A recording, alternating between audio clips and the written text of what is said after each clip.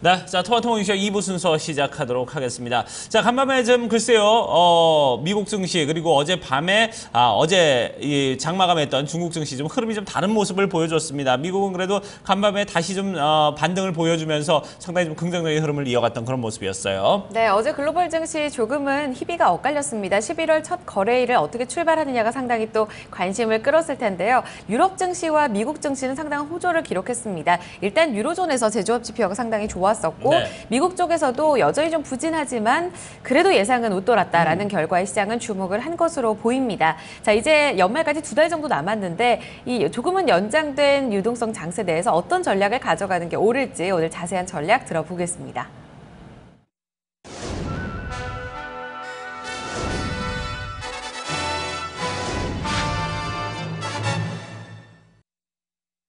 자, 서동수의 글로벌 마켓 리더 메리츠증권 서동수 대리와 얘기를 나눠보도록 하겠습니다. 안녕하십니까? 네, 안녕하세요. 네, 자, 오늘 서동수 대리와 어떤 내용들 우리가 얘기를 이어갈지 먼저 이슈부터 확인을 해보도록 하겠습니다.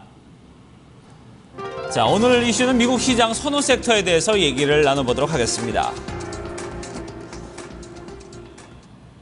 자, 결국 이제 금리가 동결이 된 이후에 유동성 장세가 좀 계속해서 좀 이어지고 있는데 여기서 좀 어떤 섹터들을 좀 봐야 될지 좀 상당히 좀 어려운 부분, 여기서 이제 전문가들의 좀 의견들을 좀 들어봐야 되지 않나 하는 생각이 드는데 각각 좀 여러 곳에서 좀 제안이 나오고 있죠. 예, 맞습니다. 이게 대단한 내용은 절대 아닌 것 같고요. 얘기할 것도 별로 없는 미국 시장이다라고 보시면 될 것 같아요. 그런 상황 속에서 골드만삭스라고 하면 그래도 이제 전 세계에서 가장 투자은행 중에서는 투자 쪽에 있어서는 가장 선구안을 지닌 IB라고 보시면 되는데 제일 유명한 부분들은 이제 저유가 부분에 대해서도 이제 $20까지도 떨어질 수 있다 이런 보고서를 내면서 상당히 좀 유명세를 계속 타고 있죠. 골드만삭스가 연장된 이제 유동성 장세 내에서 매수 섹터를 좀 제안을 하는데요. 하나의 참고사항이라고 좀 보시면 될 것 같고요. IT 섹터하고 그리고 금융 섹터를 최선호하고 있다라는 부분들을 제가 좀 말씀을 드리고자 합니다. 네, 일단은 유동성 장세가 조금 지연이 되면서 연말까지 누가 다시 주도주로 돌아오게 되느냐에 대한 관심이 상당히 높잖아요. 네. 여기에서 이제 지난 한 달을 봤을 때는 에너지 섹터 그리고 기계 섹터가 상당히 좋았단 말이죠. 이들의 추가 반등이 또 있느냐에 대한 관심도 상당히 높습니다. 그런데 말씀하셨지만 IT와 금융 섹터로 제시가 되고 있다. 그 근거는 어떻게 봐야 되나요? 일단 마지막에 제가 정리를 해드리겠습니다만 네. 일단 실적의 가시성이라든가 아니면 실적이 개선세가 좀 이루어졌느냐 여부가 좀 선호 여부를 나누는데 가장 좀 중요하게 작용하지 않았나 이런 생각이 좀 많이 드는데요. 일단 그림을 보시면서 좀 말씀을 드리면 여기 나와 있는 이 표 그대로입니다. 오버웨이트, 뉴트럴 그리고 언더웨이트 이렇게 돼 있는데 맨 상단 위에 인포메이션 테크놀로지하고 파이낸셜스가 상당히 좀 최선호된다라고 얘기를 하고 있습니다. 아무래도 IT 쪽에서 최근 들어서 좀 강력한 실적들이 많이 나오고 있는다는 측면들이 좀 기인을 한 거라고 좀 보여지고요. 실적이 된다라는 얘기는 반대로 얘기하면 밸류에이션 상에서도 큰 부담이 없다라는 얘기가 될 것 같아요. 그래서 애플이라든가 구글이라든가 퀄컴 최근 실적이 좀 긍정적으로 이렇게 판단되고 있는 기업들에 대해서 좀 선호도를 나타냈고요. 금융 쪽에 대해서는 아무래도 이제 미국이 이제 투자은행 쪽인데요. 페드의 금리 인상에서도 아웃퍼폼이 좀 가능하지 않겠느냐.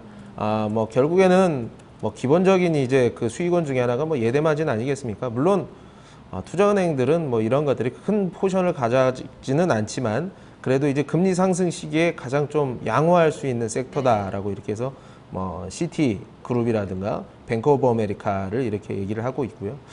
하지만 또 리스크에 대해서도 또 이제 얘기를 안 할 수가 없는데 특히나 이제 IT 기업들 같은 경우는 달러 강세 부분들이 이제 수출 베이스를 가져가는 IT 하드웨어 같은 경우는 여기에서 달러가 더 강해지게 되면 실적 훼손이 가능할 수 있는 부분들이 있다라는 측면.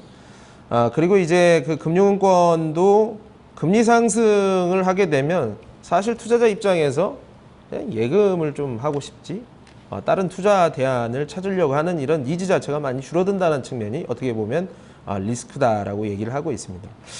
결국에는 또 이제 또 비중 축소를 언더웨이트를 하고 있는 부분들을 말씀을 하고 있는데 결국에는 에너지 섹터가 뭐 유가 하락으로 인해서 실적 부진을 계속하고 있다라는 측면, 그리고 이제 메테리얼 쪽도 결국에는 뭐 유가하고 같은 맥락인데요. 이머징 시장, 뭐 중국을 중심으로 해서 뭐 경기 둔화, 그리고 중국의 경기 둔화로 인해서 이쪽에다 수출을 하는 이머징 국가들이 뭐 원자재라든가 뭐 유가라든가 좋을 수가 없다라는 측면 때문에 이 부분 섹터에 대해서는 상당히 좀 부담감이 간다라고 이렇게 얘기를 하고 있습니다. 네, 그래요. 자, 이렇게 지금 뭐 비중을 확대해야 될 것들, 그리고 축소해야 될 것들, 이렇게 좀 골드만삭스의 어떤 제안이나 이런 부분들을 지금 우리가 좀 살펴봤는데, 결국 이제 IT 금융 쪽이 좀 이제 강세를 나타낼 것이다. 반대로 좀 민감한 이제 유가나 이제 에너지 관련주들 이런 부분에서는 좀 부진을 면치 못할 것이다. 그런데 그렇다면 이제 이런 부분에 대해서 우리가 조금 더 압축을 해나가야 되는 부분이 있지 않을까 하는 생각이 들고. 뭐랄까요, IT 쪽이나 아니면은 금융업 쪽에서도 조금 더 이제 업종을 조금 더 줄인다면 좀 어떤 쪽을 좀 보면 좋을지 이런 부분도 궁금합니다. 일단 결론적으로 뭐 IT라든가 금융 쪽이라든가 아까 처음에도 말씀드렸지만 실적 개선이 가능하느냐 없느냐 이런 부분들이 가장 중요하다고 볼 수 있습니다. 국내에도 지금 실적 발표가 절반 정도는 아직 남아있다고 보시면 돼요. 코스닥 시장 같은 경우는 실적 발표가 거의 이루어지지 않은 기업들이 훨씬 많은데 결국에는 실적 개선할 수 있는 섹터에다가 관심을 좀 가져야 되는 것이 아니냐. 매매를 해도 이쪽에서만 해야 된다라는 말씀이고요. 금리가 인상을 한다고 하더라도 뭐 성장 섹터라든가 아니면 실적의 안정성을 가져가고 있는 섹터 자체는 지속적으로 선호될 가능성이 상당히 크다. 미국의 IT 테크놀로지의 선전을 바라봤을 때 국내 반도체 업계를 보지 않을 수가 없는 상황이고요. 이 중에는 결국에는 말씀드릴 수 있는 기업이라고 한다면 삼성전자가 될 수밖에 없을 것 같아요. 이번 무슨 뭐 애플에다가 반도체를 많이 수출을 했기 때문에 납품을 했기 때문에 삼성전자의 반도체 부분의 실적이 상당히 개선이 되었다라고 이렇게 뭐 안 좋게 표현을 하시는 분들도 많겠습니다만 어쨌든 삼성전자의 영업이익의 대부분을 차지한 것이 최근에는 반도체 부분, 그리고 포션이 계속 커지고 있다는 측면, 반도체 업계에 상당히 좀 주목을 해야 되는 상황이 아닌가라고 좀 생각이 들고요. 특히나 그리고 보험업계 같은 경우도 최근 들어서 금리 상승에 있어서 가장 좀 수혜를 받을 수 있는 부분들, 왜 은행이라든가 증권 같은 경우는 금리 상승이라든가 여러 가지 시황 변동으로 인해서 그리고 시장의 경제 상황 변동에 따라서 영업이익의 변동성 자체가 상당히 너무 크다라는 얘기입니다.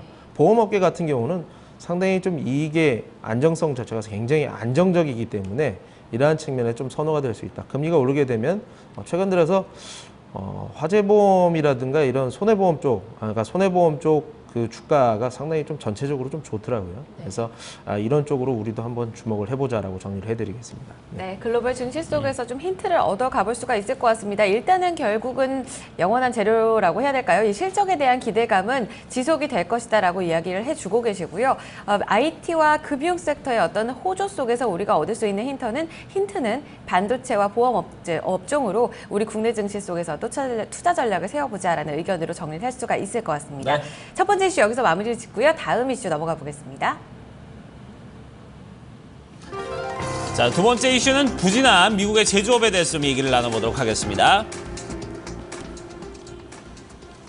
자, ISM 제조업 지수가 발표가 됐습니다. 지금 뭐 매달 계속 떨어지고 있습니다. 물론 이제 전망치 50.0은 겨우 넘어서는 모습을 보였습니다만 지금 4개월 내내 0.1 계속 이렇게 떨어지면서 지금 50.1까지 내려왔습니다. 50이 기준이니까 이제 더 떨어지면 좀 분명히 문제예요, 이거는. 예, 아무래도 뭐 전 세계 공급이라든가 수요적인 측면에서 미국이라든가 중국의 제조업 같은 경우는 상당히 좀 뭐 중요하다. 글로벌 경기를 판단하는 데 있어서 좀 중요한 지표 중에 하나가 아닐까라고 생각이 듭니다. 과거 대비해서 미국 경제를 구성하는 포션 자체는 상당히 많이 줄었긴 했습니다만 그래도 전체적인 글로벌 증시를 판단하는 데 상당히 좀 중요하다라고 보시면 될 것 같은데요. 최근 들어서 달러라든가 유가의 변동성으로 인해서 미국 제조업들이 상당히 좀 부진한 길을 걷고 있는 모습들이 있거든요. 이런 부분을 좀 확인을 하고자 합니다. 네.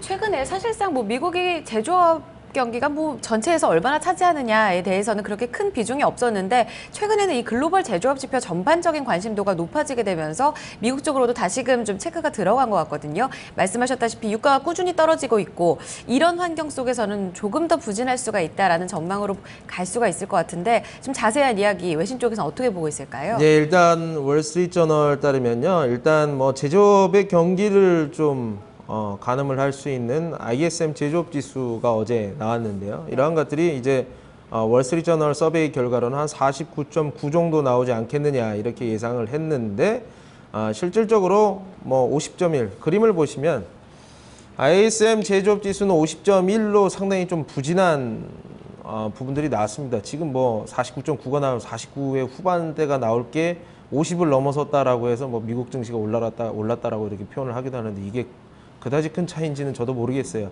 더욱더 중요한 것은 이 추세 자체가 계속 우하향하고 있다라는 측면이 좀 신경이 쓸 수밖에 없는 부분이 아닌가라는 생각이 좀 많이 들고요. 이제 월스트리트저널은 미국 제조업 고용의 9%를 차지를 하고 있는 제조업이 과연 뭐 얼마만큼의 뭐 미국 경제에 뭐 굉장히 중요하겠느냐 아니냐 이런 얘기를 하는데요. 뭐 과거 1970년도에 25%를 차지를 했던 이런 고용의 포션을 생각해 봤을 때는 좀 상대적으로 영향력이 줄어들기는 했습니다만 제조업 관련해서 영향을 받는 다른 업종들 뭐 이제 뭐 운송, 뭐 트럭 기사 아니면은 뭐 창고직이라든가 아니면 뭐 그 공장에서 뭐 계약직 근로자라든가 이러한 분들까지 다 하게 되면 GDP에서 그래도 30%나 차지하고 있는 제조업들이 이렇게 좀 우하향하고 있는 모습들은 좀 좋지는 않다. 그 원인에는 글로벌 뭐 경기 둔화, 중국을 중심으로 있어서 있기 때문에 이런 부분들이 개선이 있어야지만 우리도 좋아질 수 있다라고 얘기를 하고 있습니다. CNN 머니에서는 좀 약간 좀 반대의 얘기를 하고 있는데요. 결국에는 이제 똑같아요. 뭐 미국 ISM 제조업 지수가 4개월 내 가장 뭐 낮은 수준을 보여줬고 제조업도 계속 하강 국면을 가져가고 있다. 결국에는 이제 저유가라든가 아니면은 강달러 환경이 이런 부분들을 야기를 시켰다라고 얘기를 하는데 1950년대 27%에 달했던 전체 경제 대비해서 27% 차지했던 제조업이 이제는 12%밖에 되지 않기 때문에 뭐 좀 좋지 않다라고 해도 미국 경제가 견조하다. 뭐 이렇게 얘기를 하고 있습니다. 네. 일단은 뭐 그럼 앞으로에 대한 흐름에 대해서도 우려가 안 될 수가 없는 상황입니다. 이 기준치인 50을 하회하게 되면 제조업 경기가 위축 국면으로 이제 들어서게 되는데 여기에 대한 우려도 우리가 생각을 하고 전략을 세워야 되는 건지 이 부분에 대해서는 어떻게 봐야 되나요? 그러니까 결국에는 앞에 이슈도 결국에는 달러 환경과 유가라는 이 저유가라는 환경하고 결국에는 다 직결이 될 것 같아요. 그래서 미국 경제를 약간 다운그레이드를 시킬 수 있는 부분들이 이 두 가지 팩터가 아닌가라는 생각이 들고요. 전 세계 경기가 안 좋아진다면 이 두 가지 지표들이 먼저 움직이지 않겠느냐. 생각을 해보게 되면 뭐 중국 지수는 조금 많이 떨어져 있습니다만 미국이라든가 여러 가지 여러 전 세계 증권시장 지수들을 보게 되면 상대적으로 상당히 좀 많이 높습니다. 특히나 미국 지수 같은 경우는 거의 뭐 정고점은 아니더라도 굉장히 많이 회복을 하고 있는 상황이고요. 그런데도 굉장히 저유가이면서 달러도 원래 평균치 대비해서 20%나 상회를 하고 있다. 여기에서 만약에 달러가 더 강해진다거나 반대 포지션에 있는 WTI 가격이 뭐 40불을 깨고 30불을 깨고 20불까지 간다. 이런 생각을 해본다고 한다면 이것은 굉장히 큰 침체를 의미하는 것이 아닐까라는 생각이 돼요. 그렇기 때문에 이런 달러 인덱스라든가 WTI의 가격은 우리가 굉장히 민감하게 바라볼 필요가 있다. WTI 같은 경우는 특히나 이머징 시장에 대한 선호도를 대변한다라고 얘기해도 과언이 아닐 터인데 이런 것들이 올라가지 않는다. 반대로 떨어진다 한다 그러면 이머징 시장의 붕괴 같은 것도 일어날 수 있다는 얘기죠. 아주 극단적으로 말씀을 드렸지만 이 지수 자체가 경제의 펀더멘탈을 가늠하는 지표로 가장 중요하게 볼 수 있는 부분이기 때문에 투자자 여러분들도 이런 것들은 매일 체크를 하는 게 맞다라고 정리를 해드리겠습니다. 네, 네. 시장에 있어서 상당히 중요한 이 선행지표 두 가지가 언급이 되고 있는데 달러 인덱스 최근에 좀 약세 국면을 띠고 있는 모습입니다. 여기서의 강달러가 다시금 또 올라서게 되면은 여기에 대해서는 미국 경기 다시금 좀 체크를 해보셔야 될 것 같고요. 아울러서 이머징 증시에 있어서 가장 좋은 힌트가 되는 유가 차트도 11월 전망이 좋지가 못한데요. 이런 부분들 연계성을 주목하셔서 살펴보셔야 될 것 같습니다. 네. 자, 이번 주는 아무래도 좀 미국의 흐름이 저희가 좀 주목을 해봐야 될 여러 가지 요소들이 많았기 때문에 미국에 대한 얘기를 좀 먼저 좀 두 가지 다 나눠봤습니다. 얘기 여기서 좀 마무리 짓도록 하겠습니다. 지금까지 메리츠 종무증권 서동수 대리와 함께 나눠봤습니다. 고맙습니다. 네, 감사합니다.